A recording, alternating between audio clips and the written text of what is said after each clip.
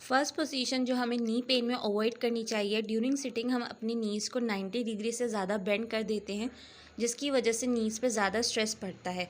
और जब इस पोजीशन में हम ज़्यादा देर बैठने के बाद खड़े होते हैं तो नीज़ में ज़्यादा पेन होता है।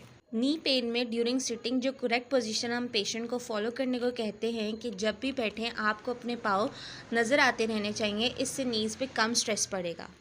सेकंड पोजीशन जो नी पेन में अवॉइड करनी चाहिए, लेग क्रॉस सिटिंग। वो पेशेंट जिनको आर्थराइटिस, ऑस्टियोपोरोसिस, रूमेटॉइड आर्थराइटिस की हिस्ट्री हो, उन पेशेंट के लिए पोजीशन पेनफुल होती है। इससे नी में मीडियल साइड पर स्ट्रेस पड़ता है और नी जॉइंट स्टिफ हो जाता है।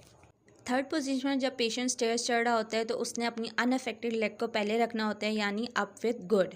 इसी तरह जब पेशेंट नीचे स्टेयर्स उतर रहा होता है तो उसने डाउन विद बैड का वर्ड याद रखना है, यानी उसने पहले अपनी अफेक्टेड लेग को नीचे रखना है एंड देन उसके बाद अनअफेक्टेड लेग।